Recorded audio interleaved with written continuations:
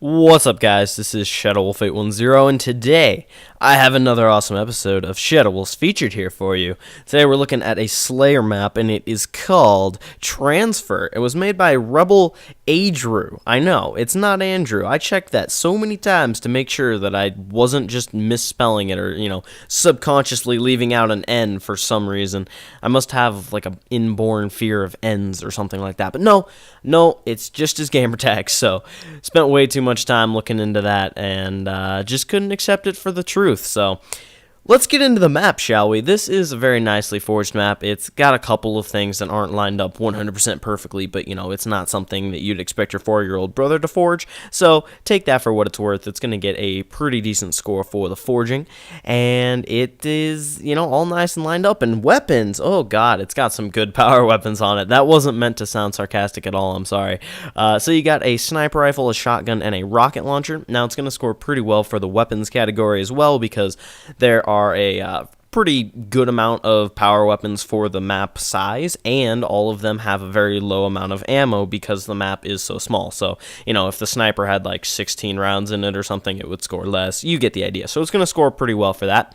And now aesthetics. The entire map is basically like one big building complex sort of a thing. So it's going to get a couple points taken down just because it doesn't really have any like, wha-bam, this is pretty, structures in it, but the entire thing isn't just a map, it's built into a setting. So it's going to get 7 out of 10 for aesthetics. You know what? I'm not even going to try to say it all because I'm out of time. So grand total of 39 out of 50 for you guys. Hopefully you enjoy the map. If you'd like to download it, there's a link in the description for you to do so.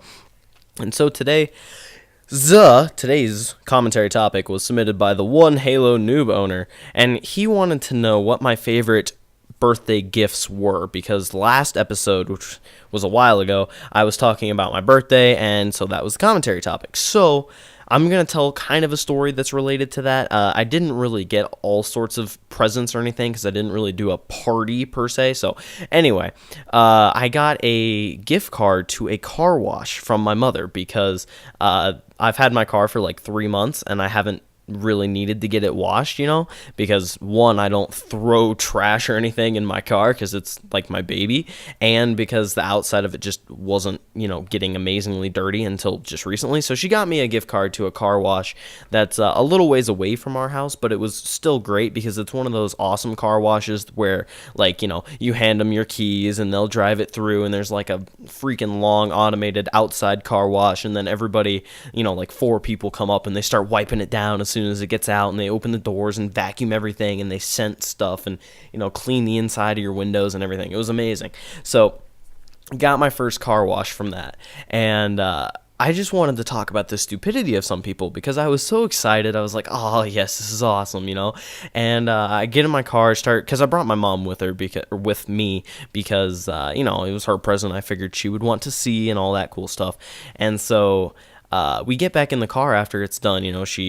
The lady there closes the door for me and everything. I start to drive off, and everything feels normal, and my engine wasn't like over revving or anything. But about like 2 blocks later, I look down and there's like this massive flashing red light that says brake, and I'm like, what's wrong with my brakes? And so I look down, and they left my freaking emergency brake on.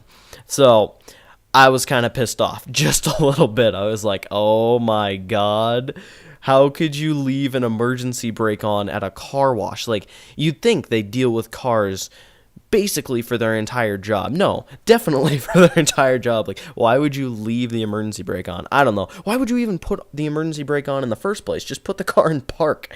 I don't know, guys, but I'm happy because it couldn't have been like engaged very heavily because I wasn't over revving my engine or anything like that trying to get it to move, and it felt normal. So that's a bright side, I guess. Leave commentary topics for the next episode if you guys enjoyed this one, and thank you for watching. Leave a like rating. Goodbye. So you get your book out and you're like, yeah, I'm gonna do this, and then you get distracted by something a lot more interesting, and you're like, well, it can wait, we still have all the spring break to do it, basically.